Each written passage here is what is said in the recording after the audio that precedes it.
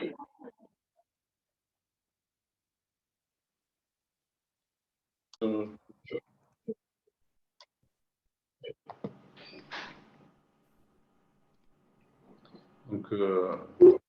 je me présente, Jean-Paul Van Quick, président du SINOVGIAC.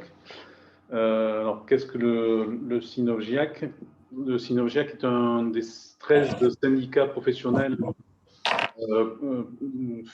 fédérés dans la fédération SINOV, qui est une des deux représentations patronales de la branche BETIC. La branche BETIC étant la branche relatif au bureau d'études techniques, au numérique, au conseil comme activité.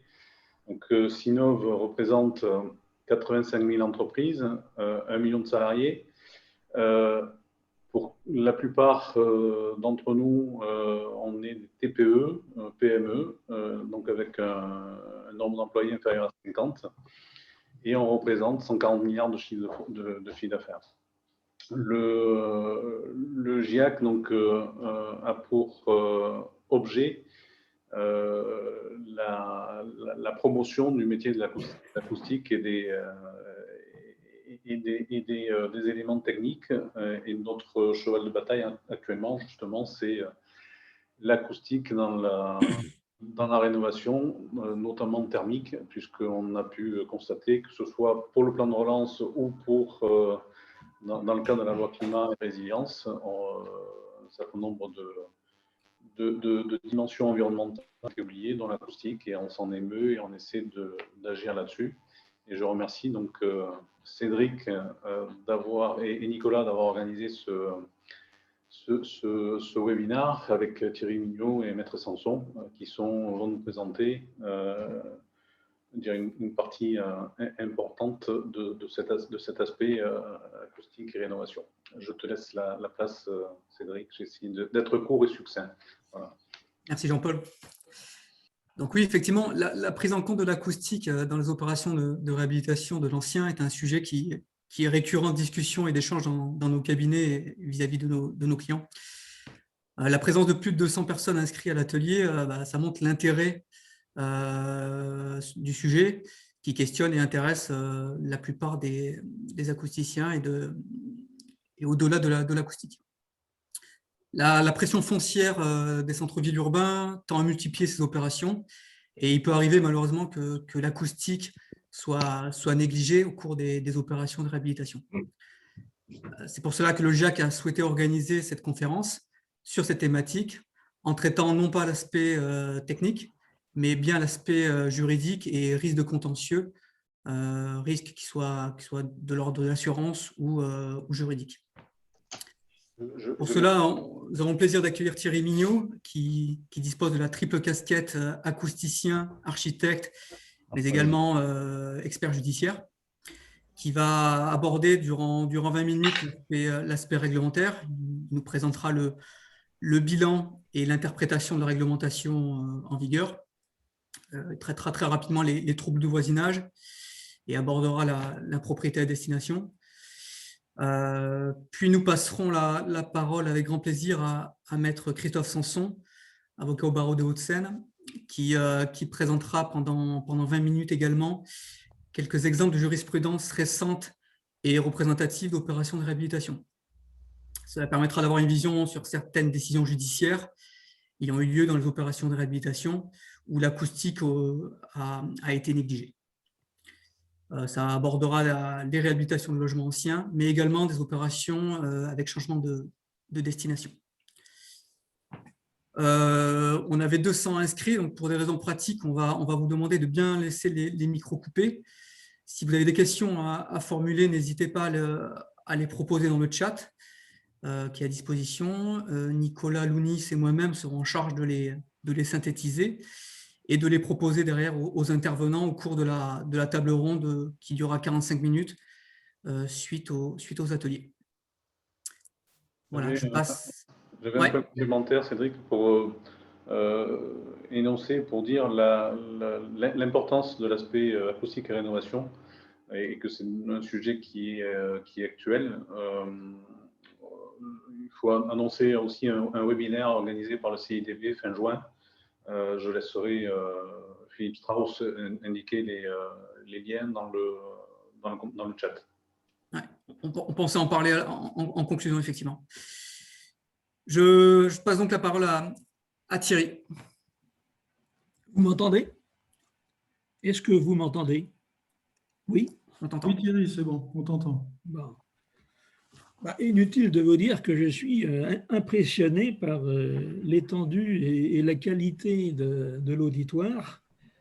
Je remercie Cédric et Nicolas de m'avoir désigné pour introduire le sujet. Pour autant, j'observe que de nombreux là présents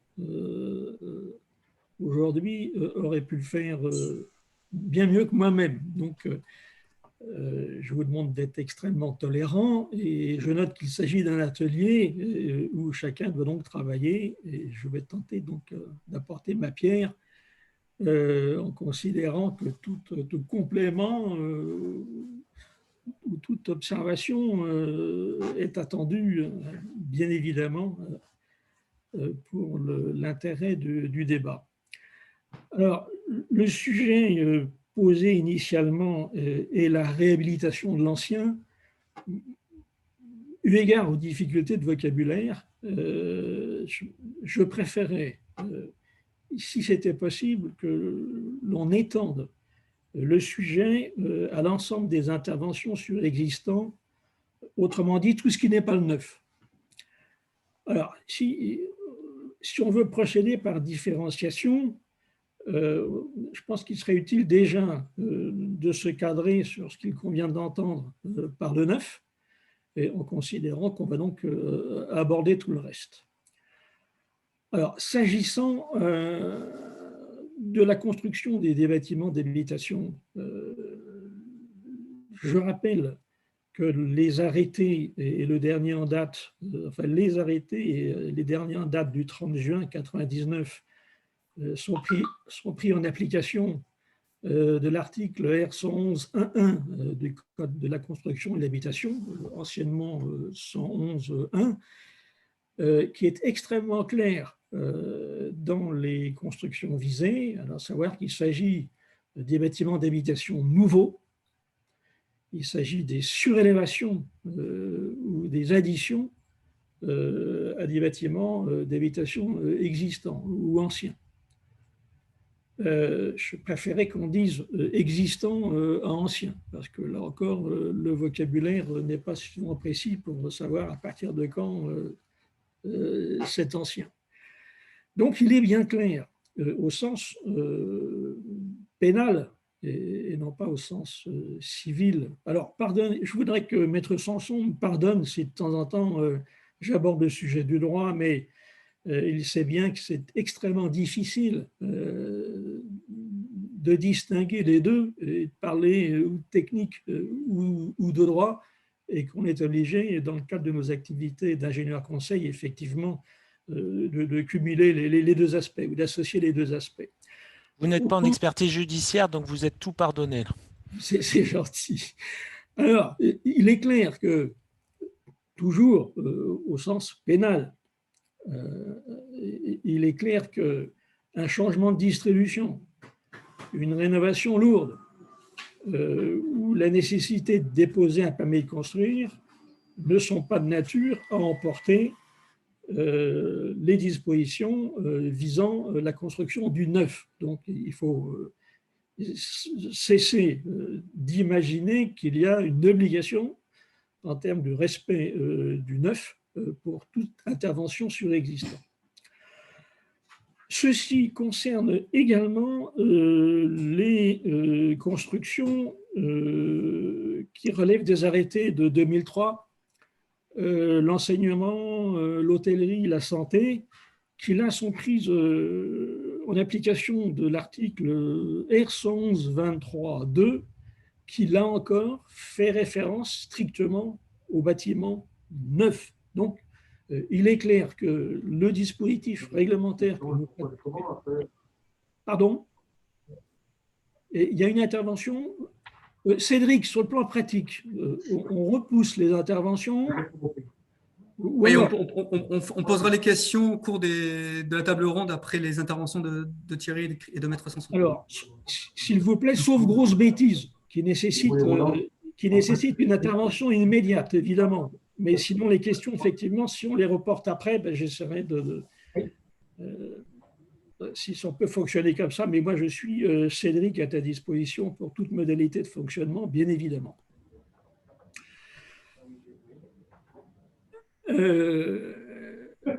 Autrement dit, ce que je disais à l'instant, pardonnez-moi de me répéter, c'est qu'effectivement, les règles de construction qu'on pratique tous les jours ne s'appliquent strictement qu'aux bâtiments neufs. Alors, on va essayer de s'occuper, là, dans le cadre de cette réunion, de cet atelier, de tout le reste.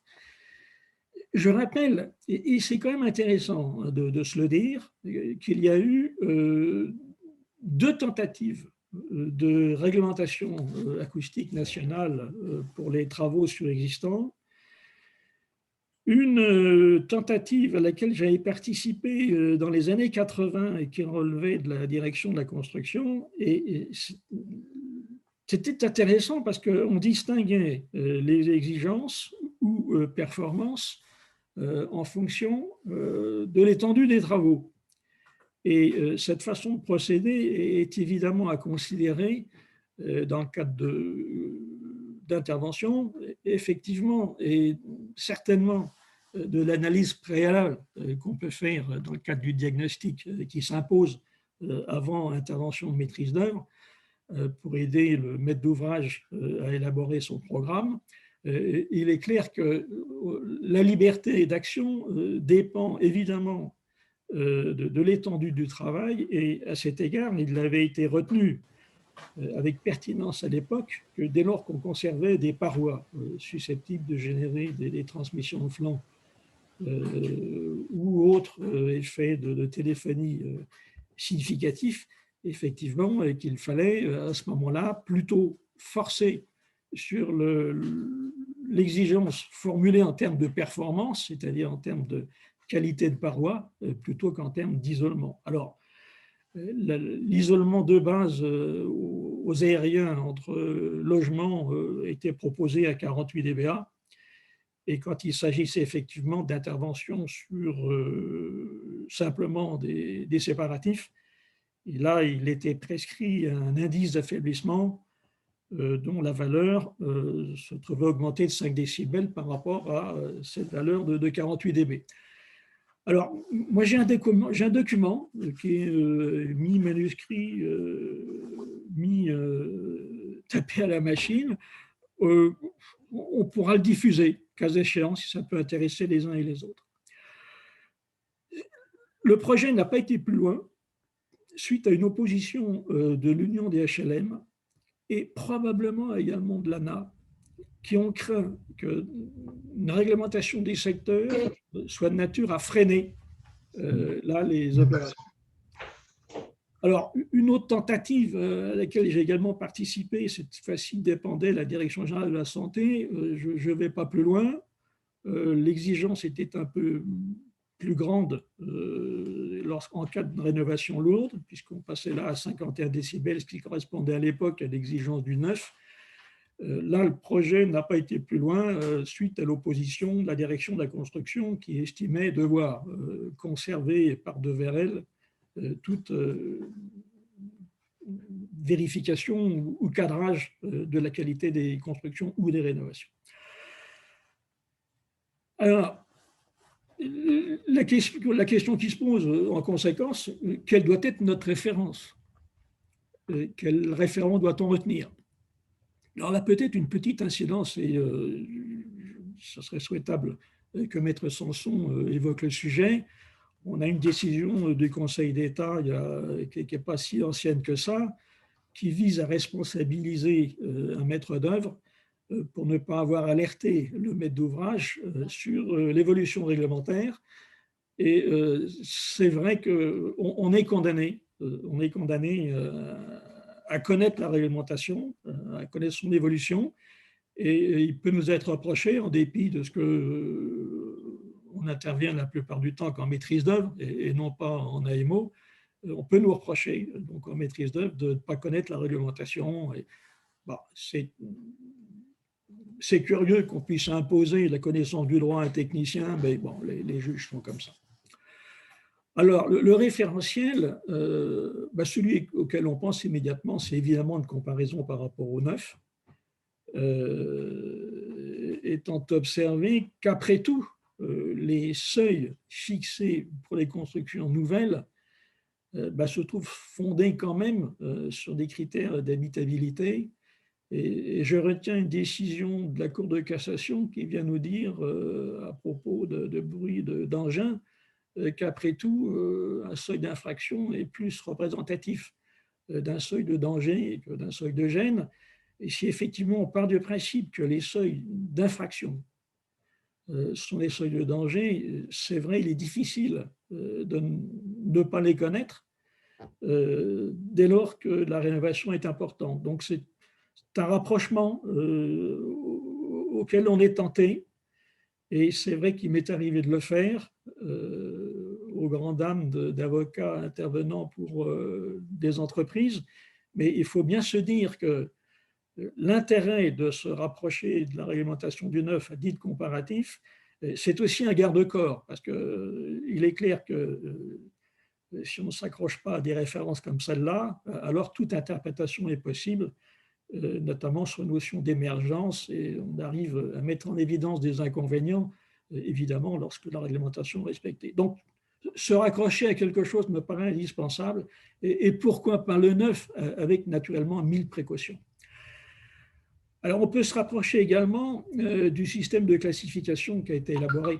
Cédric, si je mets trop de temps, tu m'accélères, je ne sais pas à quelle heure j'ai démarré, mais je compte sur toi pour être vigilant. Et puis, je suis vigilant, t'inquiète pas. Bon. On a une référence qui est assez récente. Alors, je ne suis pas fanatique des normes, d'autant plus lorsque les copyrights ne sont pas vérifiés. Je suis surpris que l'AFNOR n'insiste plus sur cet aspect. Autrefois, il était bien indiqué que c'était sous réserve du copyright. Et j'alerte quand même mes confrères sur le fait que l'emploi des normes n'est pas sans risque, dès lors qu'effectivement cette vérification n'est pas assurée. Et on le vérifie quand on participe aux travaux des normes, qu'effectivement on récupère très souvent des notions, du vocabulaire, et qui effectivement ne fait pas l'objet d'un contrôle. C'est un peu fâcheux, je sors du sujet, mais je voulais le dire quand même. Alors, on a une norme qui est sortie, ISO TS, qui est la 19488, qui est sortie en avril 2021, et qui est fondée sur une étude qui est assez pertinente, qui a été faite à travers l'Europe, dans le cadre des travaux réalisés par Le Coste, et qui conduit à distinguer à la fois pour neuf et pour l'ancien, donc ça concerne les interventions existantes, des classes de qualité. Je vous ai indiqué là sur l'affichage que vous avez en quoi ça correspond en termes d'isolement. Donc pour les meilleures classes, un spectre qui se trouve étendu sur les bandes de fréquences correspondant à l'octave 63, ce qui correspond d'ailleurs à ce qui est recommandé dans le cadre des constructions bois, avec des planchers flexibles. Et donc, on a différentes références, avec naturellement une classe F qui est assez catastrophique, et une classe A qui correspond effectivement à un niveau de qualité qui est supérieur à l'exigence fixée actuellement pour les constructions neuves. Bon, là, je pense que je ne vais pas aller plus loin. Les références de la norme, naturellement, on trouve ça sur l'AFNOR, et les références de l'étude du COST, là, cas échéant, Cédric, on pourra les... Je pense que c'est un document qui est intéressant à regarder. Alors, naturellement, les critères de certification, CERCAL ou CERTIVEA, donc tantôt pour les logements, tantôt pour les bureaux. S'agissant de CERCAL, un guide acoustique a été publié, qui fixe non pas des exigences, mais plutôt des moyens en fonction de l'âge des constructions. Et puis, Certivea, effectivement, qui apporte des recommandations s'agissant de la rénovation de bureaux, avec un écart de 5 décibels, si je ne me trompe pas. Mais Anne, je sais que tu as une question sur le sujet, Anne Lévesque, on abordera le sujet plus tard. Un autre critère qui est un peu compliqué, mais Maître Sanson va nous éclairer là-dessus, parce que moi je ne sais toujours pas à quoi ça correspond. La propriété. Pardon, il y a une intervention. C'est Nicolas qui intervient? Non, Thierry, c'est une interférence. C'est un bruit de fond. Parasite.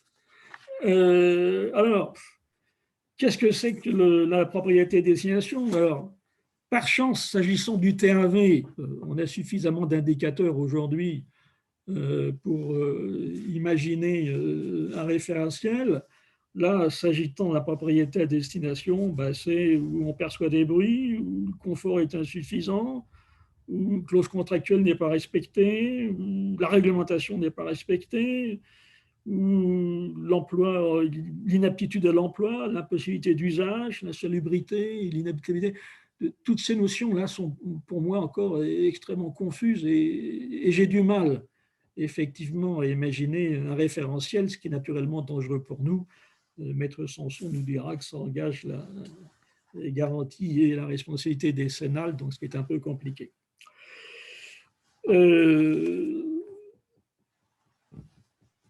Je ne sais toujours pas si je suis dans les temps. Alors, s'agissant… Il te reste 5 minutes, Thierry. Alors, c'est parfait, c'est à peu près ce qu'on s'était dit. Hein. Donc, je vais plus rapidement sur le reste. Donc, on a tout de même des règles qui sont particulières, qui existent sur le plan national. On a cet arrêté du 23 juin 1978, donc, qui est toujours applicable, qui concerne les installations de chauffage réalisées ou dans les logements ou dans les bureaux, avec un niveau de 30 décibels à l'intérieur et de 50 décibels à 2 mètres en avant de la façade. Et puis, on a quelque chose d'un peu plus récent, le décret du 14 juin 2016 et l'arrêté d'application du 13 avril 2017, qui, en cas de travaux de rénovation importants, lorsqu'on doit intervenir sur les façades ou les toitures, qui conduisent effectivement à respecter les dispositions du neuf ou à mettre en place, là on a une exigence qui est formulée sous forme de performance. Donc lorsqu'on est dans une zone, dans les zones exposées, suivant les cartes de bruit routier, ferroviaire ou dans les zones de bruit de plan de gêne sonore. Les règles afférentes aux troubles de voisinage, il faut pas les oublier. Et j'ai 2 dossiers actuellement où on a découpage d'une construction neuve en volume, avec une maîtrise d'ouvrage et une maîtrise d'œuvre pour l'ensemble de la coque. Et puis on a une maîtrise d'ouvrage et une maîtrise d'œuvre secondaire dans le cadre de l'aménagement des volumes, enfin des lots. Donc, dans le cadre de la division volumétrique. Alors, ce qu'il faut bien comprendre, c'est que lorsqu'on a une division volumétrique, le lot contigu devient un voisin, c'est encore en quelque sorte un fond distinct, et il est clair que lorsque on installe des équipements, lorsqu'on crée une gaine d'ascenseur en réserve d'un futur aménagement d'un équipement d'ascenseur, il est clair que les critères, c'est plus 30 décibels, c'est effectivement une émergence de plus 7 en basse fréquence et plus 5 dans les fréquences moyennes aiguës. Donc là, on rentre dans le cadre de l'application de l'article 1336.6 et suivant du Code de la santé publique. Petit incident quand même qui concerne les interprétations de la chambre criminelle de la Cour de cassation qui nous complique un petit peu la tâche en introduisant la notion de bruit de comportement qui vise à considérer que des bruits générés par des particuliers dans le cadre d'une activité professionnelle, sportive, de loisirs, etc., sont considérés comme relevant plutôt du stress 36.5 et donc sont susceptibles de relever de l'infraction sur des critères qui sont extrêmement flous, que vous connaissez, de l'intensité, de la durée ou de la répétition. À mon sens, en tant que maître d'œuvre, on ne doit pas exclure effectivement le risque par rapport à notre client maître d'ouvrage, que l'activité de particulier, donc la clientèle d'un restaurant sur une terrasse, effectivement, ne relève plus des règles d'émergence et ça peut sévériser effectivement la prescription. Enfin, les règles départementales, ça y est, je pense que j'ai dépassé les 5 minutes, excusez-moi. Bon, j'avais, là, je suis désolé de parler de moi, mais j'ai commis il y a très longtemps, en 89, une rédaction suite précisément à la disparition des articles 54 et tout ce qui relevait donc de la réglementation acoustique dans le cadre du règlement sanitaire départemental type. J'avais effectivement indiqué qu'il y avait un manque et la Direction générale de la santé avait diffusé à l'ensemble des préfets donc une circulaire type visant à intégrer dans les arrêtés départementaux des prescriptions visant à faire en sorte que les interventions n'aient pas pour effet de dégrader. Et ces éléments ont été repris dans une 60aine de départements et glissés dans un arrêté qui vise les bruits de voisinage, sauf un certain nombre de départements, et je pense à la couronne parisienne, où les préfets ont considéré que comme l'arrêté concernait la police du maire, ils n'avaient pas à s'en préoccuper. Et effectivement, là, cet article sur les interventions sur l'existant, qui était en quelque sorte un cavalier, donc n'existe pas autour de Paris, mais existe à Paris. Ben écoute, Cédric, j'ai fait le plus rapidement possible. Parfait. J'essaierai de répondre aux questions. Je te remercie à nouveau de m'avoir invité. Merci beaucoup Thierry. On va passer la parole à Maître Sanson.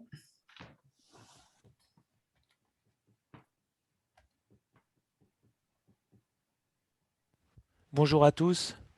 Je salue toutes les personnes que j'ai déjà croisées ici ou là sur les expertises judiciaires ou sur le terrain, les bureaux d'études. Et puis, je salue également les autres et j'espère qu'on se verra en vrai un de ces jours sur le terrain. Je voulais, avant peut-être je voulais vérifier que je pouvais projeter. J'ai préparé quelques petits slides. Normalement, c'est possible. Normalement, votre diaporama est diffusé là. D'accord. Mais vous souhaitez que je le projette maintenant? C'est comme vous voulez, sinon je le garde Oui, là. je peux le projeter, je crois. Si personne ne partage en même temps que moi. Non, ça ne marche pas là. J'ai l'impression que ça marchait tout à l'heure. Bon, si tout le monde l'a. J'ai coupé mon partage, normalement vous devez pouvoir le faire. D'accord, alors je réessaye, pardonnez-moi. Ça marche. Est-ce que vous le voyez? C'est bon? Très bien. Oui. Alors, si vous le permettez, en 2 minutes, je voulais réagir par rapport à l'excellente intervention de Thierry Mignot. Je ne reviens pas sur le réglementaire, mais je reviens sur 2 points. Thierry Mignot a évoqué à l'instant la jurisprudence de Fréjus, Cour de cassation, à propos de la clientèle, donc d'un bar, notamment d'une terrasse, où la Cour de cassation, en 2 mots, a décidé, après un long processus, que le bruit des consommateurs, en fait, ne relevait pas des articles R 1336-6 et suivants du Code de la santé publique, c'est-à-dire les bruits d'origine professionnelle, sportive ou de loisirs organisés de manière habituelle ou soumis à autorisation, mais du régime des bruits de comportement, c'est-à-dire de l'article pivot, enfin l'article premier qui est le R 1336-5. À mon sens, enfin, c'est mon point de vue seulement, hein, mais je ne pense pas qu'il faille en tirer trop de conséquences, notamment sur le plan du droit civil. Pourquoi ? D'abord parce que la Cour de cassation s'est prononcée que sur l'aspect pénal des choses. C'est-à-dire qu'elle a voulu signifier que quand un consommateur faisait beaucoup de bruit sur une terrasse, ce n'était pas un problème lié à l'établissement, mais c'était un problème de comportement lié au consommateur en particulier. Mais à mon avis, ça n'invalide pas la possibilité d'avoir la référence des articles R 1336-6 et suivants pour apprécier la responsabilité des établissements, notamment pour les terrasses. Parce qu'évidemment, et ça c'est peut-être un principe, enfin quelque chose qui n'est pas forcément évident et qui paraît à certains égards parfois un peu absurde même, c'est qu'en France on pratique l'indépendance des législations. C'est-à-dire que vous pouvez avoir des règles de droit qui s'appliquent au droit civil, d'autres règles de droit qui s'appliquent au droit pénal. La cohérence n'est pas totale, mais il faut faire avec. Et c'est vrai que le juge civil, lui, est extraordinairement pragmatique, puisqu'il peut parfaitement considérer qu'il y a un trouble anormal de voisinage sur l'hypothèse que j'ai évoquée, alors que le juge pénal dira que finalement, trouble anormal de voisinage, je veux dire, dont la responsabilité relève de l'établissement et pas du consommateur, alors que le juge pénal, dans le même temps, va punir en quelque sorte le consommateur. Voilà. Alors, attention, on s'écarte un tout petit peu du sujet initial. Voilà. Alors, j'arrête tout de suite. Et juste une petite remarque également sur le cas que Thierry Mignot a évoqué de la superposition des usages. J'ai été frappé parce qu'on a travaillé sur le même dossier, de voir qu'on était capable aujourd'hui d'installer les problèmes en termes de non pas de rénovation, mais là, je pense que vous évoquiez la question du supermarché qu'on a conçu en dessous de logements, avec effectivement la conclusion qu'on a plus à faire finalement à un problème de voisinage, une fois que les constructions sont réalisées avec tous les problèmes que ça peut poser. Voilà, j'ai fini avec cette petite parenthèse. Je voulais juste vous donc aborder 3 cas pratiques avec vous, si vous le voulez bien. Je vais aller assez vite maintenant.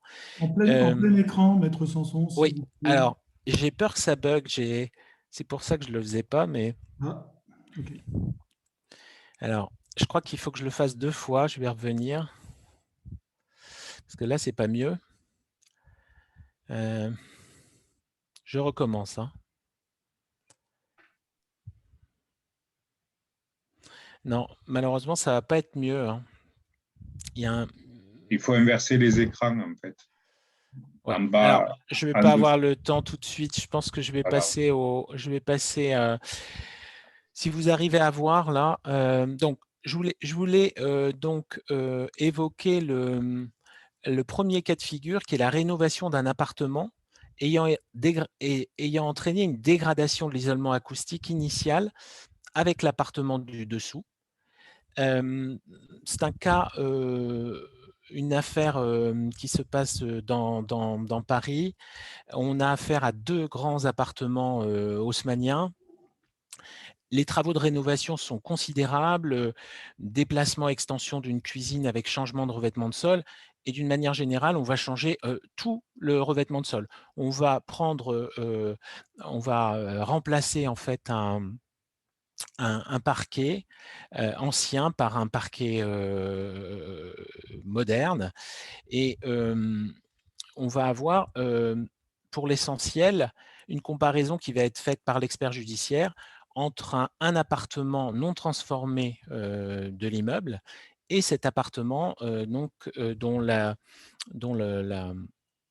a priori l'isolement acoustique avec l'appartement du dessous a été dégradé. L'expert relève une dégradation significative de l'isolement acoustique de l'appartement du dessous uniquement sur une pièce. Uniquement sur la chambre qui se situait donc à l'aplomb de la nouvelle cuisine, en fait, de la cuisine qui a été créée.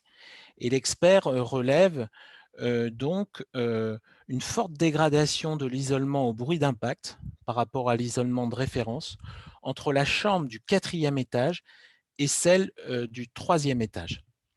Et la chambre du 4e étage ayant été, elle, transformée en cuisine. Hein. Donc, vous avez un double problème.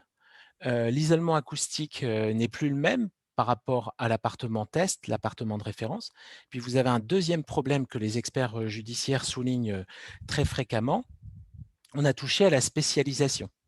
C'est-à-dire c'était du bon sens, hein, mais le fait de superposer une cuisine avec une cuisine, un salon et une salon, ou une chambre, c'est évidemment du bon sens.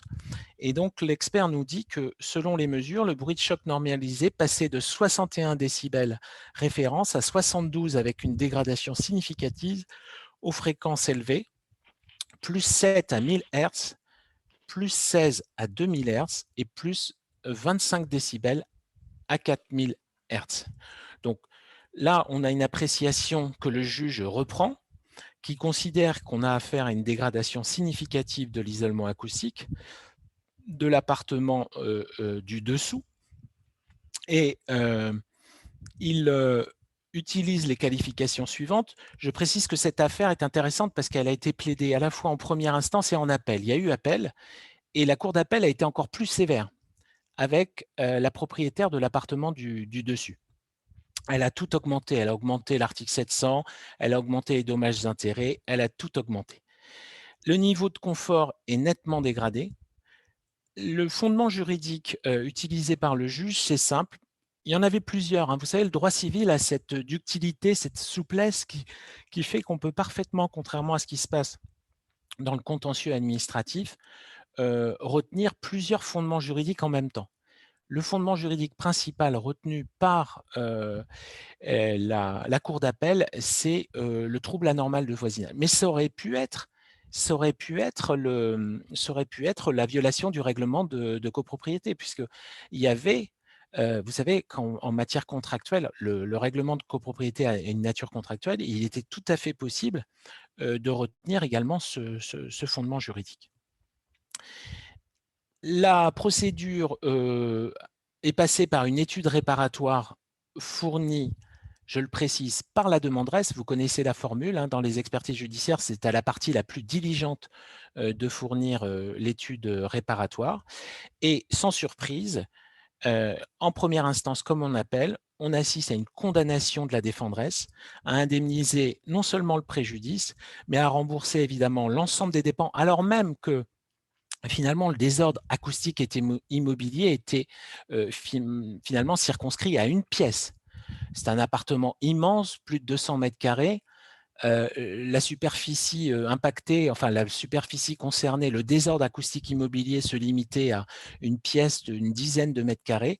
Et malgré tout, c'est bingo sur toute la ligne, puisque la Cour d'appel confirme en tout point et renforce même le jugement de première instance. Donc, condamnation à indemniser le préjudice, préjudice de jouissance, le fait de perdre finalement l'usage de la pièce pendant toutes ces années de l'expertise et du procès en général. Et par ailleurs, la Cour d'appel a exigé une mesure de réception, savoir si les travaux avaient été finalement exécutés correctement après la réalisation des travaux. Un point également à souligner, à la suite de ce procès, la partie perdante, donc la partie défenderesse, s'est dit, mais comment se fait-il, finalement ces travaux vont m'être imposés, je ne vais même pas choisir le nouveau matériau dans la cuisine. C'est comme ça que ça se passe en fait, hein. Si on ne veut pas coopérer à l'expertise judiciaire, il faut s'attendre à un moment donné à se voir imposer par la partie qui triomphe, la partie demanderesse en l'occurrence, l'ensemble des études réparatoires et des choix techniques qui ont été faits pour mettre fin au désordre acoustique immobilier. Deuxième cas de figure, j'essaye de m'en tenir aux 7 minutes par cas. Deuxième cas de figure, je vais un peu vite, mais je prendrai les questions évidemment après. Le deuxième cas, c'est un cas que je n'ai pas plaidé cette fois-ci, mais que j'ai trouvé intéressant. Je suis un peu désolé de vous donner des contentieux de particuliers, mais peut-être pour une prochaine fois, on essaiera de trouver des exemples avec des grandes opérations. Là, c'est encore un contentieux de particulier à propos du défaut d'isolation d'un bureau transformé en logement par rapport à l'appartement du dessus, que le juge a considéré comme un vice caché qui rendait le bien impropre à sa destination. Vous voyez donc le parallèle, vice caché, impropriété à destination. C'est un arrêt de la Cour d'appel de Versailles du 11 avril 2019, donc relativement récent. Il s'agissait en fait d'un cas assez atypique où l'appartement qui faisait l'objet d'une vente avait été initialement à usage de bureau, mais il avait été par la suite transformé par le vendeur en logement avec l'autorisation de la mairie. Mais évidemment, cette transformation avait été faite de manière assez sommaire et l'acheteur se plaignait de nuisances sonores qui provenaient du logement du dessus, causées notamment, c'est assez trivial, hein, par le déclenchement d'une chasse d'eau. On entendait de manière extrêmement forte le déclenchement de la chasse d'eau dans l'appartement du dessus. L'expert a conclu au fait que si le bruit de la chasse d'eau était tout à fait acceptable pour un bureau, il était notoirement excessif. On a évoqué, hein, c'est la propriété à destination. Pour la qualifier, le juge emploie ce type de vocabulaire, notoirement excessif pour une pièce de vie principale. Et la Cour d'appel a statué dans le même sens en considérant que les nuisances sonores constituaient finalement un vice caché, qui était un vice de nature à rendre le bien impropre à sa destination. Je dis ça parce qu'il y avait eu un débat dans cette affaire de savoir s'il y avait, si le bien avait bien, s'il y avait une question si on avait bien vendu finalement un appartement d'habitation, ou si au contraire on devait considérer qu'on avait vendu un appartement d'habitation, mais avec un vice caché. C'est la théorie en fait du vice caché qui l'a emporté. Vice caché, impropriété à destination, et de ce fait, dans cette affaire précise, le vendeur n'a pas eu la possibilité finalement d'éluder sa responsabilité. Vous savez que dans tous les contrats de vente, il y a ce qu'on appelle une clause élusive de garantie. Quand vous achetez un bien ancien, vous ne pouvez pas revenir 10 jours plus tard en disant « Ah, mais les prises électriques ne marchaient pas, vous achetez le bien tel qu'il est et vous l'acceptez tel quel. » Y compris d'ailleurs en matière de bruit. Mais là, en l'occurrence, le juge a refusé au vendeur la possibilité pour lui de se prévaloir de cette clause élusive de garantie parce qu'il était persuadé que le vendeur, bien sûr, connaissait le vice caché. Et pourquoi il connaissait le vice caché? Tout simplement parce que c'était lui qui avait procédé à cette rénovation sommaire.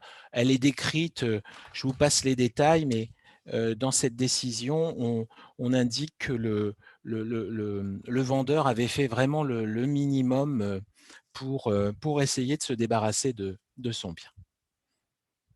Dernier cas de figure, je pense que je suis encore dans les temps. Alors là, c'est une affaire plus étonnante, plus importante peut-être.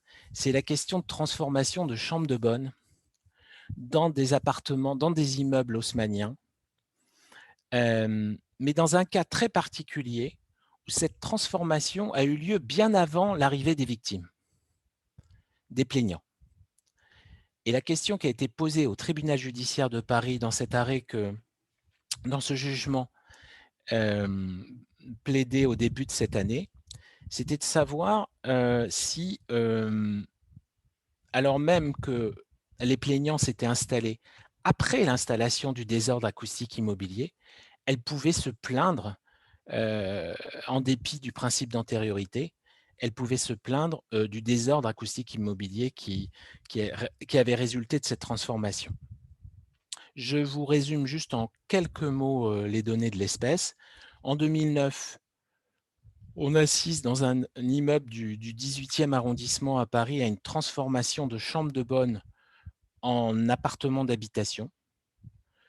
Ce sont des transformations très importantes, suppression de cloisons, redistribution de pièces, changement de revêtement de sol, bref, à partir de 2 ou 3 chambres de bonne, vous connaissez par cœur cette opération, elle a lieu très très souvent. Mais évidemment, elle néglige le fait, elle oublie l'histoire et elle néglige le fait que dans l'histoire, les chambres de bonne, quand elles étaient utilisées, au début du XXe siècle, au cours du XXe siècle, à la fin du XIXe siècle également, eh bien, n'étaient pas des pièces finalement utilisées pour la vie de tous les jours, puisque les bonnes regagnaient leur chambre, faisaient des journées très longues, regagnaient leur chambre, et puis finalement, il n'y avait pas de problème finalement de cohabitation entre la chambre de bonne et l'étage immédiatement inférieur. Évidemment, à l'arrivée des plaignants en 2011, dans l'appartement du dessous, les plaintes commencent. Les plaintes qu'évoquait Thierry Mignot tout à l'heure, les plaintes liées au comportement, liées au bruit de voisinage, mais en fait, les plaintes liées à un défaut d'isolement acoustique. Évidemment, puisque dans l'opération, et c'est toujours l'acoustique qui est le parent pauvre de ce type d'opération, puisque par définition, on ne voit pas le désordre acoustique. On avait complètement négligé la question de faire cohabiter un espace qui n'avait pas été conçu finalement pour accueillir une habitation toute la journée. Donc l'arrivée des plaignants en 2011, le ressenti des habitants de l'appartement du dessous, c'est évidemment des bruits d'impact liés à des bruits de pas, des chutes d'objets, etc. Et l'expertise judiciaire met en évidence, toujours par comparaison, des questions comme l'installation d'une cuisine, d'une salle de bain au-dessus d'une chambre, donc un petit peu comme dans le premier cas que j'évoquais tout à l'heure, mais plus généralement, une responsabilité pour trouble anormal de voisinage. Et le juge, sur ce seul fondement du trouble anormal de voisinage, et considérant qu'il s'agit d'une responsabilité sans faute, considère que le fait que le désordre ait été installé avant l'arrivée des plaignants n'a aucune importance. Et il décide non seulement d'ordonner des travaux, mais d'indemniser les victimes. Je dois dire d'ailleurs que pour les travaux, en fait, la partie adverse avait, sans reconnaître sa responsabilité, commencé à faire des travaux. C'est-à-dire avait essayé, tout simplement pour des raisons de bonne volonté, de procéder à des travaux qui susceptibles de minimiser l'impact de la vie au-dessus de l'appartement des victimes. Et c'est très significatif quand même parce que je pense que si vous aviez une affaire, vous en tant qu'expert judiciaire, vous en tant que bureau d'études, si vous aviez une affaire comme ça en amont, vous auriez dit tout de suite, mais comment peut-on se plaindre finalement d'un désordre qui a été installé des années avant? Il se trouvait que les responsables étaient à la fois les personnes qui étaient les propriétaires de l'appartement et les personnes qui avaient conduit les travaux. Donc, il y a un autre débat derrière qui vient tout de suite. Est-ce qu'on peut être responsable en tant qu'auteur des travaux? Est-ce qu'on peut être responsable en tant que propriétaire de l'appartement, siège du désordre acoustique immobilier? Moi, je pense malgré tout qu'il y a une jurisprudence assez ancienne là-dessus sur le défaut d'entretien des parquets dans l'ancien, qui montre que de même qu'un parquet vieillit, de même qu'une toiture vieillit, un parquet vieillit également, et vous pouvez être tenu pour responsable des grincements, par exemple, d'un parquet ou de tout autre désordre acoustique immobilier qui vient tout simplement du défaut d'entretien, par votre seule qualité de propriétaire et sur le fondement également du trouble anormal de voisinage. Voilà, j'ai terminé, je n'ai pas dépassé, je crois que je suis juste dans les temps, c'est ça, Nicolas? Et voilà, à votre disposition. Merci, maître. On a eu plusieurs questions. Peut-être une remarque déjà sur ce que nous a présenté Thierry Mignot et sur la série de textes. Je remercie de nous avoir communiqué cette synthèse, parce que c'est vrai que il y a quand même beaucoup de choses différentes. Peut-être que je rappelle qu'au sein du GIAC, il y a une commission de travail qui essaie de qui a créé l'indicateur unique, qui est une sorte de classement aussi de la qualité acoustique des bâtiments. Ça serait intéressant qu'on la rapproche de cette ISO 194-88 d'avril 2021 pour voir les connexions qu'on pourrait faire. Donc là, il y a des choses qui peuvent continuer sur le travail et ce qu'on peut en tirer sur ces valeurs de référence. Je laisserai peut-être, pourrez vous rapprocher d'Éric Gaucher, notamment pour en avoir plus de détails. Il y a plusieurs choses qui apparaissent ou qui sont venues dans les questions. C'est une question de vocabulaire. On l'a un peu évoqué juste avant la réunion avec Maître Sanson et Thierry Mignot. La question du vocabulaire sur des termes comme rénovation, restructuration, réhabilitation. C'est revenu dans les questions que vous nous avez envoyées juste avant pour préparer ces interventions. Et les questions, c'était rénovation lourde. Il y avait les questions du changement de destination aussi qui est apparu. Bon, ça, c'est sans doute plus clair. Mais est-ce qu'il y a un vocabulaire sur lequel on pourrait s'appuyer pour se dire, on prend la référence du neuf, par exemple, si c'est une rénovation, est-ce qu'on peut se rapprocher du neuf? Si c'est une restructuration, est-ce qu'encore une fois, les valeurs qu'on retrouve pour les bâtiments neufs sont pertinentes? Voilà, question du vocabulaire.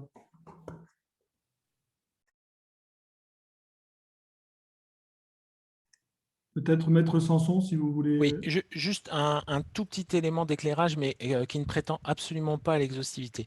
Première chose, et je vous le disais tout à l'heure, les textes français répugnent à donner des définitions. Je parle des textes français de niveau législatif et réglementaire. En revanche, quand on descend à un niveau plus fin et plus technique, les définitions sont extrêmement nombreuses. Deuxième point, le juge, en construction comme ailleurs, est certes un spécialiste à force de voir des cas, mais il n'utilise pas du tout le même vocabulaire que vous. Je vous donne juste un exemple. Les deux termes isolation et isolement existent. Isolation, c'est l'action d'isoler, et l'isolement, normalement, c'est le résultat obtenu. Le juge emploie ces termes de manière complètement aléatoire.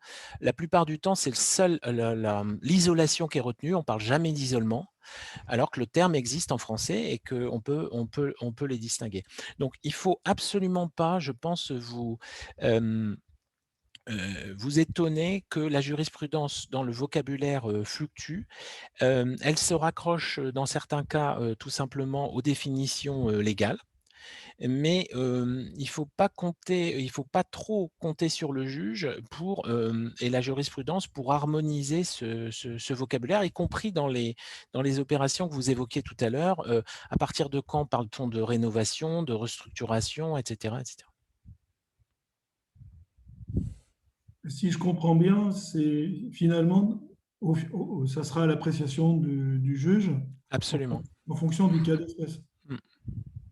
Thierry Mignot parlait tout à l'heure d'impropriété à destination et s'interrogeait très légitimement sur à partir de quand les juges considèrent qu'on a une impropriété à destination par rapport à des désordres acoustiques suite à une rénovation. Moi, je renvoie au vocabulaire utilisé par la Cour de cassation. On parle de désordre d'une gravité suffisante. Donc, ce qui ne veut rien dire, en fait. Ça renvoie à votre travail et à l'expertise.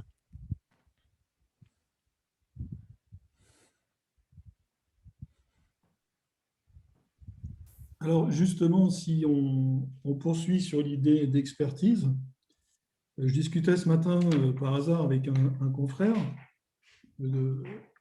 sur Pessac, sur Bordeaux, et il me disait, finalement, quand je rencontre ce cas de figure, je me place comme si j'étais en situation d'expertise judiciaire, si j'ai bien compris son propos. Et ça m'a posé question, parce que donc on serait amené à dépasser notre mission de maîtrise d'œuvre au titre d'un risque potentiel lié à une appréciation du juge au final, qui peut arriver peut-être 5, 6, 10 ans après qu'on ait réalisé ce projet ou pensé ce projet. Donc, est-ce que la démarche de se placer en termes... Thierry, oui, vas-y, je t'en prie.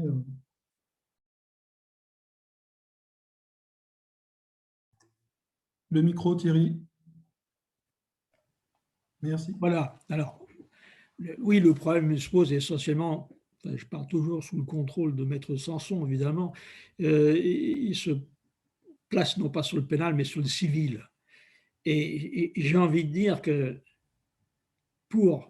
et ça va être probablement un débat que nous allons aborder, qui est fondamental, et peut-être à en tirer une conclusion, c'est qu'effectivement, il faut contractualiser les performances, les exigences et les performances, à savoir qu'il est fondamental en matière de rénovation, de réhabilitation, ou d'intervention sur l'existant, il est fondamental de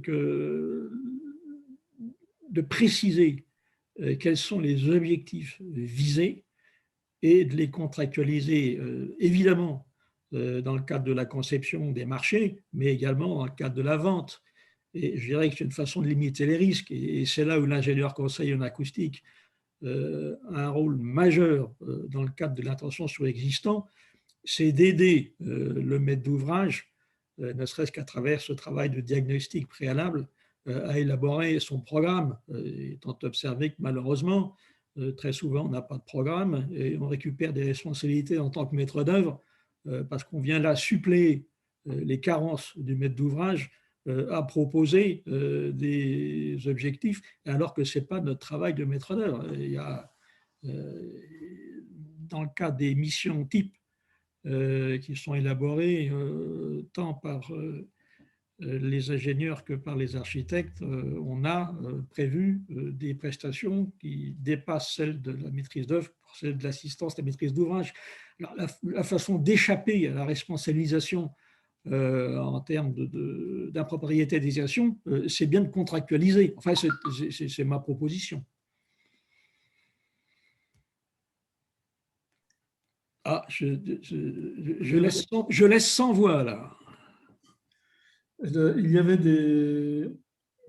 des questions aussi sur est-ce qu'on doit systématiquement, ça a l'air logique, hein, mais proposer un état zéro sans lequel on n'agira pas. C'est-à-dire que fixer les objectifs, si j'ai bien compris ton propos, Thierry, contractualiser les objectifs, c'est si on ne peut pas le faire si on n'a pas tellement pu exhaustivement, je pense d'ailleurs, sur chaque partie, entre chaque partie, parce que s'il y a un désordre, on a fait un échantillon de 10, 15, 20 mesures. On n'a pas testé toutes les situations. Et il se peut qu'au final, il y ait une expertise ou une procédure sur une partie sur laquelle on n'a pas fait les tests. Donc, en sachant que dans l'ancien, on ne peut pas généraliser une performance comme sur une construction neuve, on se dit, bon, entre planchers, globalement, on va avoir des performances similaires ou sinon, il y a eu un défaut. Voilà, de l'exhaustivité de nos mesures initiales, de l'utilité, de la nécessité de ces mesures, de leur exhaustivité et de cette contractualisation des objectifs par rapport aux mesures. Déjà, quand on a réussi à faire tout ça, on a déjà cadré beaucoup les choses. Ensuite, imaginons qu'on aille plus loin. On arrive à contractualiser des objectifs. On est dans l'ancien. On sait tous que l'amélioration par l'apport de matériaux ou le changement de matériaux ne nous donne pas un résultat dont on est sûr et certain. Est-ce qu'on peut, je me permets d'intervenir, parce que est-ce qu'on peut parler de cette fameuse notion de faisabilité technique et budgétaire vis-à-vis et des responsabilités des maîtres d'ouvrage qui ont fait une étude de faisabilité, des programmistes qui affichent des objectifs qui ne sont pas du tout cohérents avec l'existant. Donc, c'est une question que j'avais envoyée qui, pour moi, est le nerf de la guerre, quoi. Voilà. On se retrouve très régulièrement dans des sur des opérations où il n'y a pas eu cette faisabilité acoustique, où on est obligé de se battre pour le faire, ou de se battre contre des objectifs qui sont absolument insensés. Et moi, ma question, c'est quelle est la responsabilité donc, du maître d'ouvrage qui a décidé de transformer en logement un bâtiment sans aucune prise en compte de l'état initial, ou alors quelle est la responsabilité aussi du programmiste ou de demande de certification complètement à côté de la plaque. Moi, j'ai un cas comme ça actuellement. Voilà. Merci Anne. Maître Sanson, Thierry, sur la responsabilité du maître d'ouvrage sur l'étude de faisabilité. Pardon. Pour moi, c'est plus une question pour Thierry Mignot. Et Thierry Mignot a la réponse et il va vous la donner parce que je pense que les choses s'analysent en termes d'imputabilité et pas de responsabilité dans un premier temps lors de l'expertise judiciaire. Et imputabilité, c'est pas responsabilité. Et je trouve que la méthode que Thierry Mignot et vous autres experts judiciaires mettez en œuvre est finalement très pragmatique et très efficace pour la suite du procès parce que vous mettez des pourcentages. Et je pense qu'il n'y a pas tellement d'autres méthodes quand les erreurs sont multiples. Vous savez, quand il y a un accident d'avion, il n'y a jamais une cause unique. Quand il y a un accident acoustique, il n'y a jamais une cause unique. Il est quand même assez rare de voir que la responsabilité du maître d'ouvrage est globale. Donc moi, je pense qu'il n'y a pas tellement d'autres possibilités parce que les fondements juridiques existent pour chaque acteur. Il y a un fondement juridique pour chaque acteur, que ce soit le fondement contractuel ou autre. Donc, je pense que vraiment, le juge va suivre cette notion d'imputabilité et la part en fait donnée à chaque acteur dans le processus. Donc, si je puis me permettre de réintervenir, c'est-à-dire que si, quand on est maître d'œuvre, on demande cette étude de faisabilité qui est manquante au programme et qu'on ne nous la fournit pas, voilà, c'est là, qu'est-ce qui se passe, quoi? C'est-à-dire que, bon, on ne nous la fournit pas, donc on sort du projet. Je ne sais pas. Anne, je peux intervenir? Oui, s'il te plaît. Cédric, alors, oui, vas-y.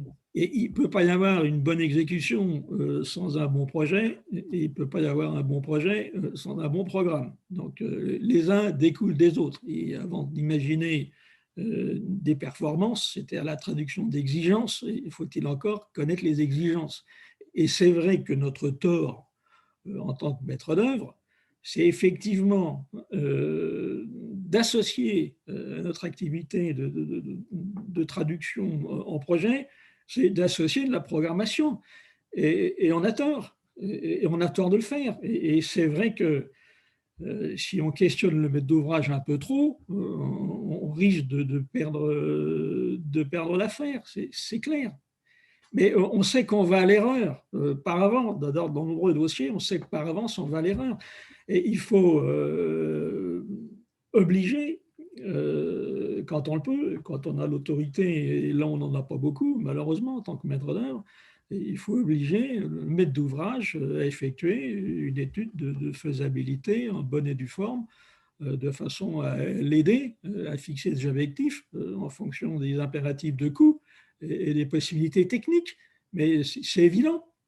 Alors, tout à l'heure, Nicolas, tu nous disais que c'était plus simple, ou je l'interprète comme ça, pardonne-moi, que c'était plus simple dans le cadre de la construction neuve, puisqu'on avait là un référentiel qui était connu. Mais j'observe juste que le seuil d'infraction, les maîtres d'ouvrage le retiennent comme objectif de programme, mais j'ai envie de dire que lorsqu'on rédige le code de la route, on ne dit pas qu'on peut prendre le volant à condition d'avoir 0,5 g d'alcool dans le sang ou moins. Je veux dire que prendre le seuil d'infraction comme objectif constitue le plus mauvais programme possible. Et j'ai envie de dire que là aussi, on devrait faire de la résistance. Mais c'est vrai que le pouvoir du maître d'œuvre est très faible. Mais il ne faut pas s'engager dans un dossier où, par définition, on sait qu'à l'arrivée, l'acquéreur ira effectivement et se plaindra. C'est pas compliqué. Enfin, c'est pas compliqué. C'est facile de le dire. Moi, je l'ai fait, pardonnez-moi de parler de mon expérience, mais il m'est arrivé plusieurs fois sur des chantiers de dire au maître d'ouvrage, écoutez, vous retirez mon nom de votre chantier, on ne peut plus travailler ensemble. C'est un risque. Il ne faut pas prendre le risque. Il ne faut pas. Enfin, excusez-moi de ce propos simpliste, mais on prend trop de responsabilités pour le maître d'ouvrage. C'est clair.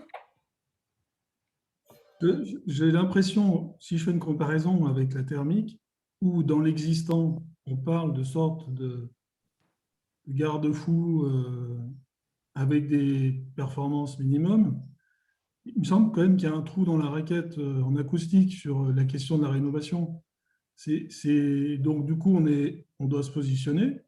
Enfin, j'ai l'impression, hein, je ne parle pas forcément pour tout le monde, mais on se retrouve tous, je pense, à un moment donné, à devoir se positionner. Est-ce que je prends l'affaire, pas l'affaire? Parce que finalement, réglementairement, on sait qu'on peut nous reprocher tout ce qu'on va faire. Donc, je pense quand même que là, ce n'est pas la faute d'essayer hein, du côté du GIAC de placer l'acoustique avec la thermique. Il y a déjà eu des actions, il y a une députée, la présidente du CNB qui soutient, enfin, mais à chaque fois, ça passe, c'est un trou dans la raquette. Les législateurs, j'ai l'impression, hein, n'ont pas envie. Peut-être que certains peuvent mieux éclairer ce que je viens d'expliquer, qui sont au CNB, qui peuvent en parler, mais il y a un vide réglementaire, je pense. Est-ce qu'on ne pourrait pas, par exemple, d'un commun accord, on est un peu tous confrontés au même problème, obliger les maîtres d'ouvrage à établir des diagnostics sur les opérations de rénovation?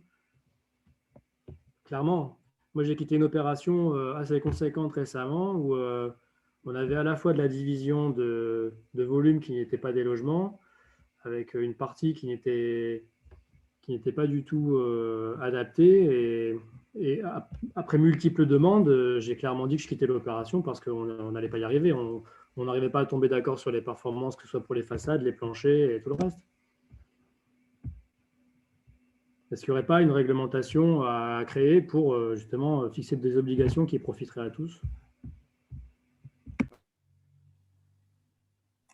Oui, René Gamba, je veux bien intervenir 30 secondes sur les amendements qui ont été déposés sur le projet de loi climat et résilience, qui allait justement dans le sens d'imposer un diagnostic au moment de la vente, d'une part, et d'autre part, un diagnostic acoustique, et d'autre part, d'associer l'acoustique au diagnostic global de travaux techniques, pardon, dans le cadre de la rénovation énergétique. Bon, tous ces amendements ont été balayés d'un revers de la main. Ce n'est pas tellement nouveau dans le paysage, quelqu'un l'a dit, l'acoustique est en règle générale la discipline oubliée. Il n'empêche que même s'il y avait une réglementation, ça ne déplacerait pas le curseur de notre responsabilité et de devoir de conseil. À un moment donné, quand on pense qu'on s'engage sur une voie sans issue, on ne doit pas accompagner l'ignorant sur cette voie sans issue. On doit le retenir. À défaut de le retenir, on doit ne pas s'engager soi-même. Et ça, je suis désolé, l'idée de la perte de chiffre d'affaires n'est pas soutenable. Hier, je prenais l'apéro avec quelqu'un de très malade qui m'a demandé de le tuer. Ben, j'ai refusé. Je déconne, hein, je n'ai pas pris l'apéro avec quelqu'un de très malade. Juste, il y a des choses qui sont évidentes dans la vie et elles sont évidentes sur nos chantiers. Merci René pour ton intervention. Simplement, on est un peu tous confrontés aux mêmes problématiques aujourd'hui. On sait qu'on a du mal à... Aujourd'hui, les logements neufs sont un peu à l'arrêt. On va rénover beaucoup de bureaux en transformant en logements. On a des promoteurs qui rénovent du patrimoine ancien en créant de la surface de logement. Et on est un peu tous confrontés au même sujet. On arrive tous à la même question de ce fameux diagnostic qui aujourd'hui n'est pas obligatoire, n'est pas demandé, n'est pas fourni. On travaille sur des opérations sans programme. Voilà, est-ce qu'on peut faire une action collective là-dessus? Ouais, je vois juste un peu le... Excuse-moi Vincent, juste pour rebondir à ce que tu dis là, le seul problème que je vois à ça, c'est que nous, on a été confrontés à ce sujet-là, à faire une demande de diag sur un collège pour un MGP. Et en fait, ils ont fait un diag, mais sur 4 salles, quoi. Et en fait, il y avait des malfaçons évidentes sur la plupart des salles de cours. Et on se retrouve avec un problème où en fait, on a un diagnostic qui n'étant pas exhaustif et peu applicable. Et du coup, en fait, c'est là où c'est problématique parce que si après on vient refaire les mesures sur les mêmes cellules de test, ben, ça fonctionne, mais on n'aura pas un objectif, on n'a pas une base de travail qui est bonne, quoi. Dans l'idée, je pense que c'est ce qu'il faudrait, qu'on puisse faire une action collective là-dessus. Mais dans les faits, est-ce que c'est quelque chose qui financièrement est soutenable? Ouais, mais Alexandre, dans le cadre d'un collège, tu es sur un marché, il y a un maître d'ouvrage public. Et il a fait une part du travail, puisqu'il a fait une partie du diag. Après, on sait bien qu'un collège, les solutions qui ont été trouvées pour 5 salles, elles se répètent un peu partout. Par contre, en logement, il y a un acquéreur derrière. Il y a quand même des locaux de sommeil. Enfin, on est sur toute autre chose. Oui, mais la question se pose aussi de l'exhaustivité des tests. C'est ça que je voulais dire. C'est plus, c'est pas tant la destination, c'est plus l'exhaustivité. Après, c'est à nous de juger si les tests sont pertinents et s'il en faut plus. On peut très bien dire qu'effectivement, les 5 tests proposés ne sont pas suffisants. Mais au moins, quand il y a quelques tests qui ont été faits, je pense que c'est déjà un premier pas. La difficulté, elle est posée quand il n'y a vraiment rien, et pas de programme et pas de test du tout. Bah, je pense que c'est super utile de le demander, mais d'un point de vue justement juridique et expertise, comment est-ce que ça peut être perçu, ça? C'est toute la question, c'est-à-dire qu'on ne peut pas se placer, est-ce qu'on se place ou non en situation d'expertise à l'avance, alors qu'on est en maîtrise d'œuvre. De toute façon, en l'état actuel des choses, j'ai quand même l'impression que on n'a pas, il nous manque beaucoup d'éléments pour pouvoir s'engager. Donc, si je suis le conseil de René, je vais être provocateur, refusons toute opération de rénovation, parce que de toute façon, il y aura toujours quelque chose qu'on pourra nous reprocher. Mais dans le neuf, comme dirait Thierry, dans le neuf, même si on a une réglementation, on peut aussi nous reprocher de ne pas être venu en chantier s'il y a des ordres. Donc, la question de l'expertise judiciaire, de se placer dans ce cadre-là, ça va être difficile parce qu'on va devoir imaginer venir schizo à se mettre dans toutes les situations possibles. C'est pas gérable. Il y a un très bon commentaire dans le chat là, qui fait le parallèle avec les bureaux d'études structure, pour lesquels les diags sont généralisés systématiquement. Il y a peut-être des choses à s'inspirer sur cette pratique. Oui, mais si je reprends encore l'exemple de René, on n'en meurt pas d'entendre le bruit, quoi. Et là, il y a une grosse différence, je pense, d'appréciation, de crainte primitive. Je suis désolé, c'est une erreur de dire qu'on n'en meurt pas, Nicolas. Le bruit est une problématique de santé publique. Les derniers travaux d'évaluation du coût social du bruit, qui vont bientôt paraître, c'est plutôt du 100 milliards d'euros. Merci de le rappeler, Jean-Claude. Disons que le terme n'est pas tout à fait le même. Si un bâtiment s'écroule, c'est à peu près immédiat. L'impact du bruit est un peu plus à long terme. On ne meurt pas de suite, quoi, mais on peut mourir, effectivement. Juste, moi, je voulais réagir aussi par rapport au diagnostic. Moi, je pense qu'il faut que tous, collectivement, dès qu'on intervient, on demande à ce qu'il y ait un diagnostic ou faire un diagnostic. Et puis, s'il n'y a pas de programme, c'est un peu à nous de dessiner les contours. C'est ce que je rejoins ce que disait Thierry Mignot. Il faut s'engager sur des objectifs. C'est ce que tu disais, il me semble, non? Donc, toi, tu dissocies le programme de la maîtrise d'œuvre. Pourquoi pas? Mais à partir du moment où on fait valider quelque chose, moi j'avais interprété ce que tu disais en contractualisant des objectifs, et définir des objectifs, pour moi, c'est faire un programme quelque part. Ouais. Est-ce que je peux intervenir, Thierry? Tu as le micro coupé. Est-ce que je peux intervenir? Alors, je laisse la parole alors. Non, c'est juste, je rebondis sur l'aspect structure. Effectivement, la structure, il y a un diagnostic préalable, mais il y a aussi l'intervention d'un bureau d'études structure en phase conception et direction de travaux. Et il y a également un bureau d'études structure qui intervient aux côtés de l'entreprise quand on est dans les travaux.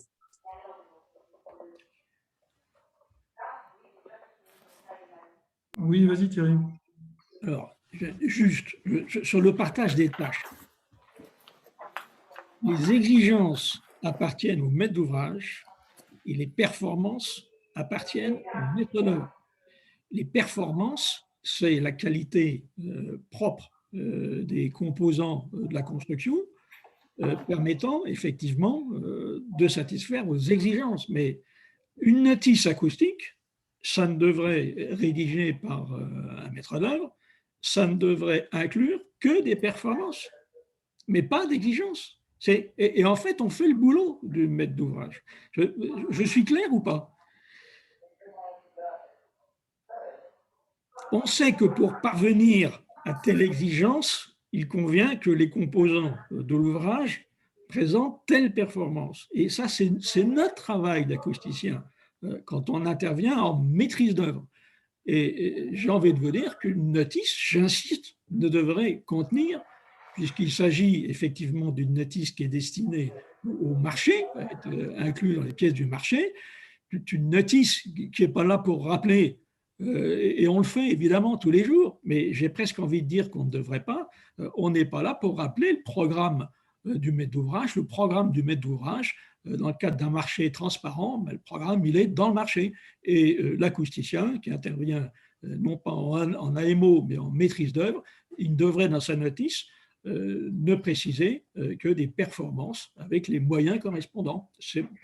Bon, je sais bien qu'on ne fait pas comme ça, mais on devrait faire comme ça.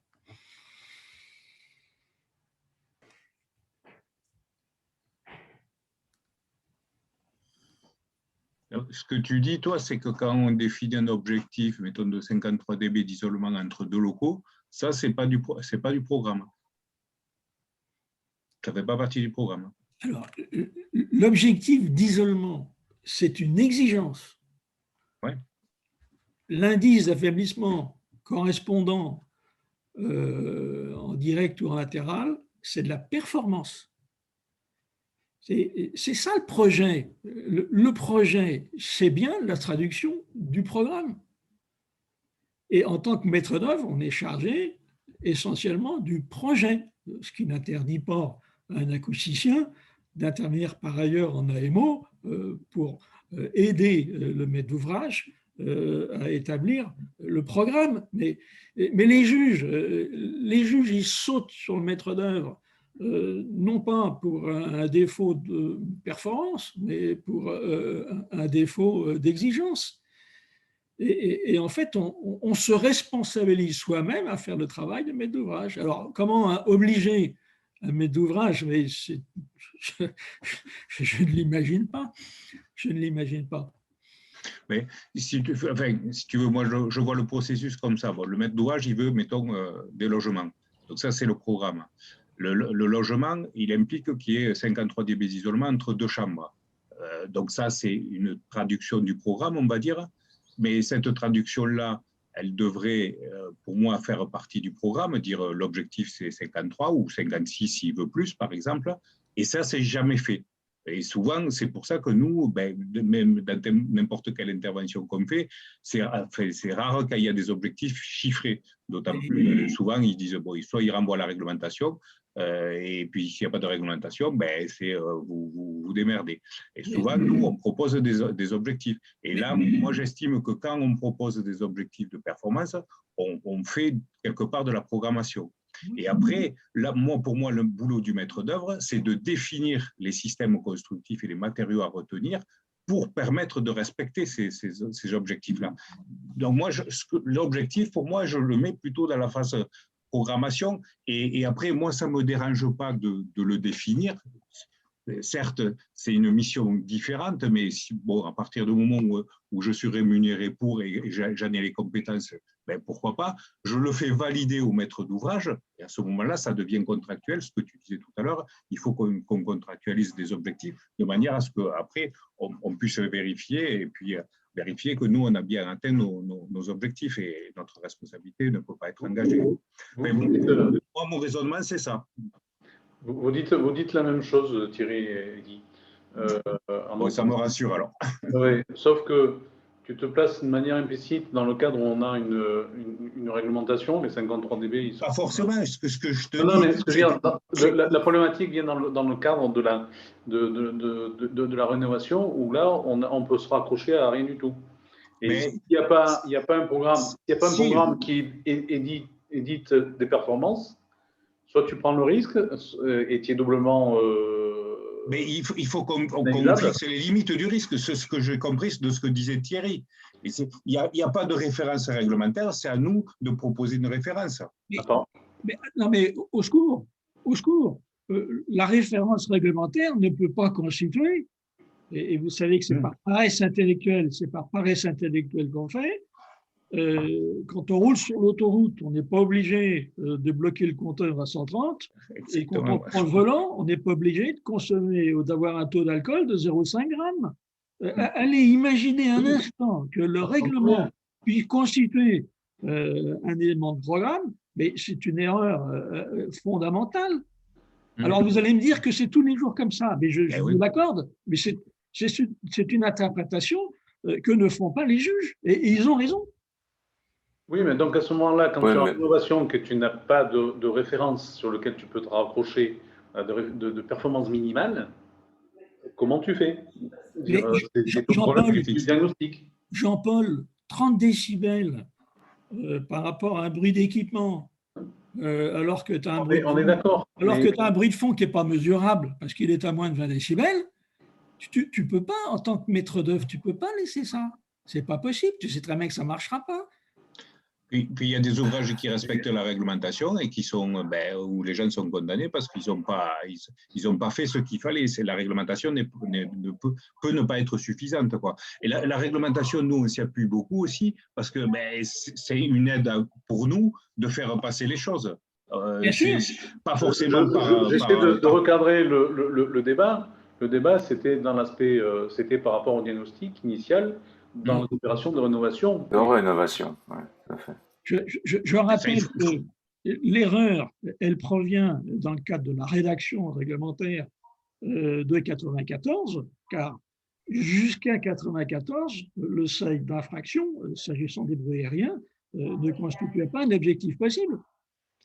Le rédacteur de 1994 et celui de 1999 nous met dedans en disant que les 0,5 grammes d'alcool sont possibles, ce qui est une erreur. Non mais, le législateur est un normalisateur et c'est vrai qu'on ne peut pas empêcher les techniciens qui rédigent les textes réglementaires de se comporter en techniciens à vouloir tout normaliser. C'est comme ça. Mais le juge ne le considère pas comme ça. Et il a raison. Enfin, le juge civil. Pardonnez-moi d'être un peu abrupt là, mais c'est vrai qu'il y a une désinterprétation. Un objectif, la réglementation, elle est là pour protéger de l'essentiel. Elle n'est pas là pour dire comment il faut faire. Un garde-fou. D'accord, c'est un minimum. Un seuil d'infraction. Voilà. Ça ne peut pas être un objectif, effectivement, c'est que un minimum. J'entends bien, mais recadrons-nous dans le cadre de la rénovation. Moi, j'ai une question pour Maître Sanson, parce qu'on parle beaucoup du diag. Est-ce que, par exemple, on pourrait reprocher à un maître d'ouvrage de ne pas avoir fait un diag sur son ouvrage? Est-ce qu'on pourrait lui reprocher de ne pas avoir établi un programme? À mon sens, oui. Bah oui.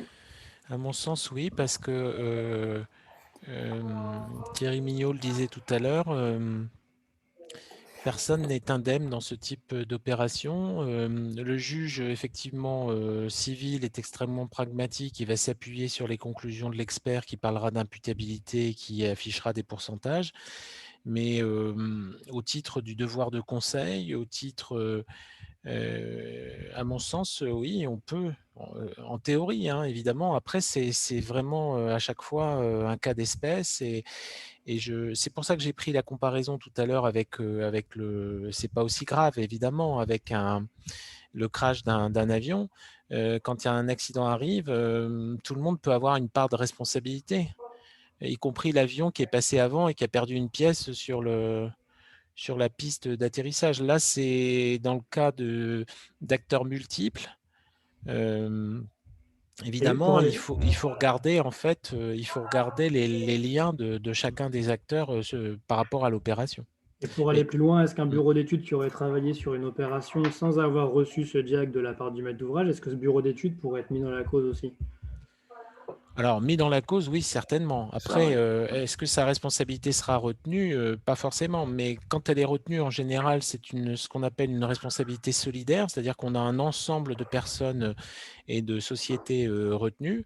Et puis, parce qu'il n'y a pas d'autre méthode, à mon avis, on va suivre l'expert sur l'imputabilité, le pourcentage d'imputabilité. Voilà. Mais Thierry Mignot veut prendre la parole. Non, non, allez-y, maître. Non, mais alors, vous évoquez effectivement la part de l'intervention de l'expert judiciaire. Et c'est un réel souci, c'est que finalement, un certain nombre d'experts judiciaires n'ont pas de pratique de maîtrise d'œuvre. Et cette pratique est nécessaire pour pouvoir renseigner le juge et dire au juge quels sont les us nécessaires pour qu'effectivement une opération soit réussie.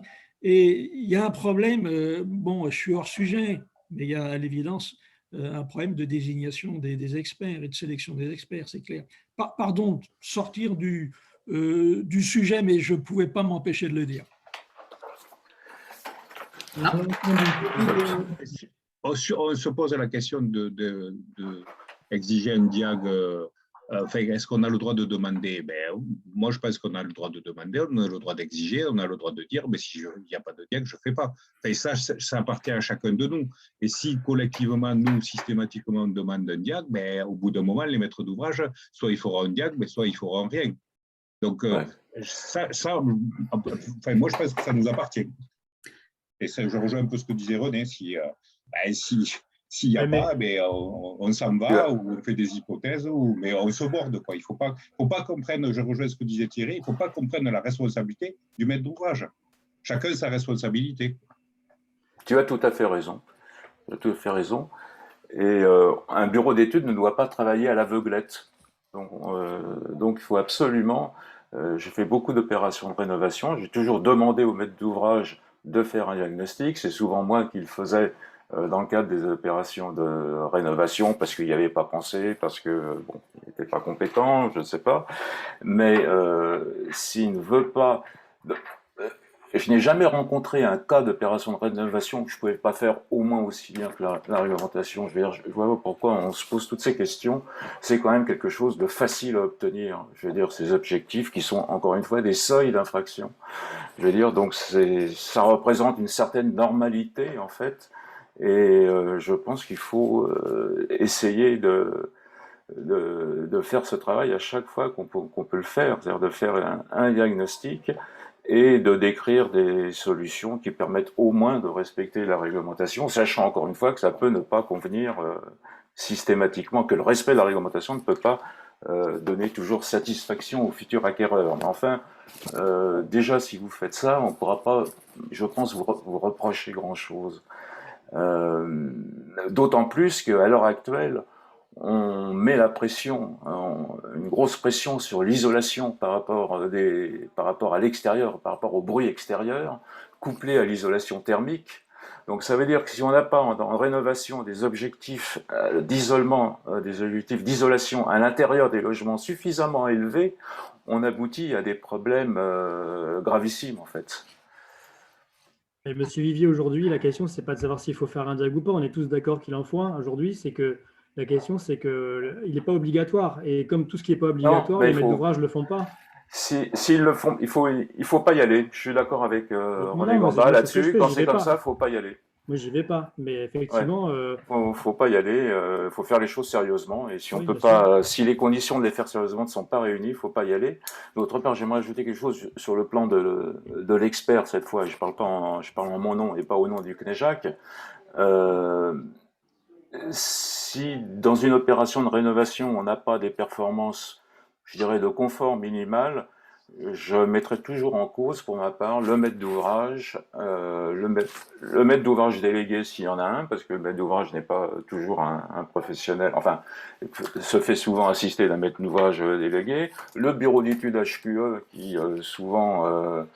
à part le fait de dire que les arbres vont limiter les bruits de la route, ne fait pas son boulot non plus, et pique des honoraires au bureau d'études acoustiques. Voilà, je veux dire, je pense qu'il est relativement facile d'avoir quand même des performances minimales et que ces performances minimales, si ce sont celles de réglementation, il faut au moins toujours les viser dans une opération de rénovation. On a dépassé un petit peu le timing, on va laisser Thierry. Oui, Cédric, je Oui. veux juste intervenir, parce que effectivement, comment imposer au maître d'ouvrage, on ne peut pas.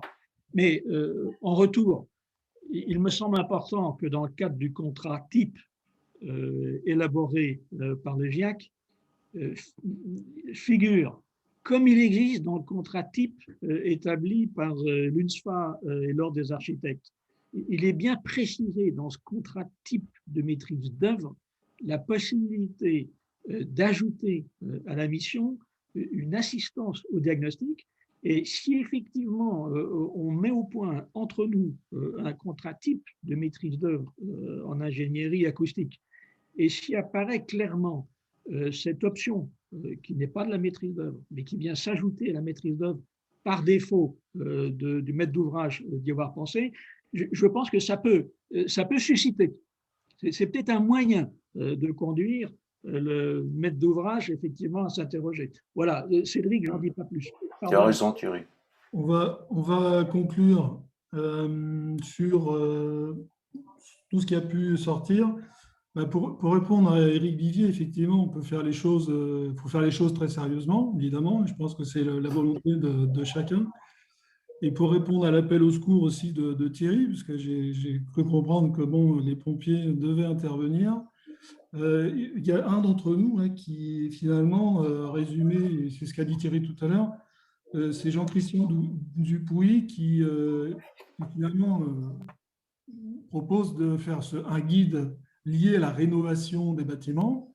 Et dans ce guide, j'ai l'impression qu'il y a certains éléments que nous, de manière commune, on pourrait y mettre.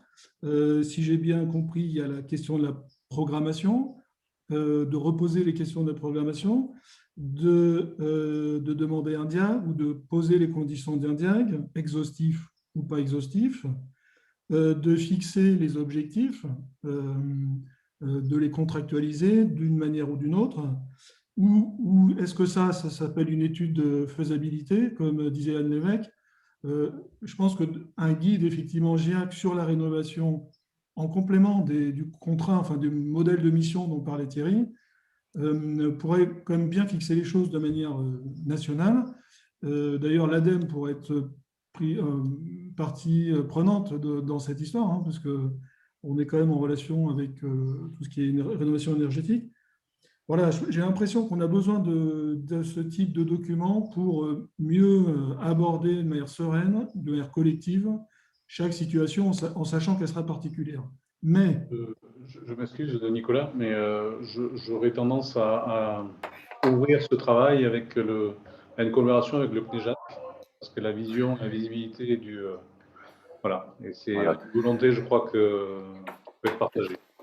Oui, si je peux juste ajouter quelque chose, justement, je suis tout à fait partisan en tant que président du CNEJAC cette fois, qu'on ait une collaboration plus étroite avec le GIAC, parce que en fait, à part le fait d'être experts, nous avons été bureau d'études avant et nous faisons tous le même métier quelque part. En tant que président du CNEJAC, je compte bien la développer avec votre aide et avec l'aide des membres du CNEJAC qui sont également membres du GIAC, comme Philippe Guignoire, comme Anne Lévesque et Thierry Mignot, je suppose. Tu es toujours membre du GIAC, Thierry Mignot, voilà. Okay.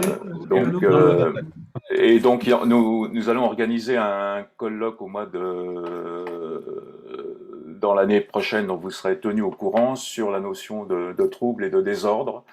Bon, ça rejoint un peu le débat d'aujourd'hui et auquel les membres du GIAC seront bien sûr conviés. Voilà, merci beaucoup. Alors, après cet échange au sommet entre nos présidents, bravo, moi je reposais juste une question pragmatique de praticien. Bon, très bien, on fait un guide, on va fixer des objectifs. Je ne suis pas personnellement… donner des objectifs, c'est une chose, mais donner les préconisations qui permettent d'atteindre ces objectifs dans de l'existant et dans de l'ancien, je serais beaucoup plus sceptique. En tous les cas, je me poserais beaucoup de questions sur la certitude de mes préconisations. par prudence et par sérieux. Bien sûr, je ferai des préconisations, mais j'avoue avoir sans doute un trou dans la raquette aussi sur cette question. On peut donner, dans le cadre d'un guide comme ça, on peut donner des exemples. Je te rejoins vous ne pouvez pas formaliser de façon définitive des solutions, mais vous pouvez donner des exemples. On sait que, par exemple, je pense au plancher, parce que quand même le gros problème de la rénovation, c'est essentiellement les planchers, c'est-à-dire l'isolation entre le deux niveaux. On peut donner pas mal d'exemples, et les typologies de planchers sont quand même relativement bien connues selon les époques de construction. Il y a un guide CSTB de la rénovation acoustique. Je l'ai vu passer, je l'ai feuilleté, voilà, il est assez aussi le référentiel CERCAL, mais qui va un peu à l'encontre de ce qu'a dit Éric Huillier tout à l'heure, puisque les valeurs réglementaires, c'est le Graal. Quand on arrive aux valeurs réglementaires en rénovation, on est au top de la performance. Et donc là, il y a quelque chose à régler peut-être avec nos partenaires CERCAL. Mais avant cela, le guide, je crois que Thierry veut montrer quelque chose, le guide Qualitel. Le guide doit donner une méthodologie, une méthode, un cadre de travail avant d'essayer de fixer des performances. Mais ça ne doit pas être des recettes de cuisine pour moi. Et puis les objectifs, ils sont relatifs.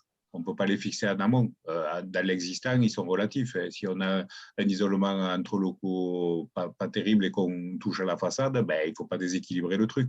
Donc chaque fois, il faut qu'on s'adapte. Et ça, la démarche. Ça, c'est à nous, notre rôle de conseil, de proposer quelque chose qui soit adapté. Et après, je replace ça aussi dans le cadre de la rénovation énergétique. Et on a un très très gros travail d'information et d'information et de pédagogie à faire auprès des bureaux d'études thermiques et des thermiques déjà même au niveau du SINOV. C'est très compliqué. C'est-à-dire accepter et comprendre que la rénovation énergétique doit s'accompagner avec une dimension acoustique, c'est pas donné à tout le monde. Vous avez tout à fait raison, Et le nombre d'expertises à l'heure actuelle où l'on mesure, Thierry le sait très bien, 20 dBA et même moins, je veux dire, dans les locaux, c'est quotidien en fait. Et c'est sûr que lorsqu'on a des objectifs de 30-35 dBA, en termes de bruit d'équipement par exemple, et d'ailleurs la réglementation acoustique a été au départ, en 55-58, c'était pour avoir 30 le jour, 30 la nuit et 35 le jour. Sont des choses qui tiennent plus beaucoup la route maintenant. Hein. Désolé, il va falloir vraiment qu'on arrête. Il y a plein de sujets encore à traiter, d'échanges. Ouais, Denis, je sais, mais si chacun prend la parole, on ne va jamais y arriver.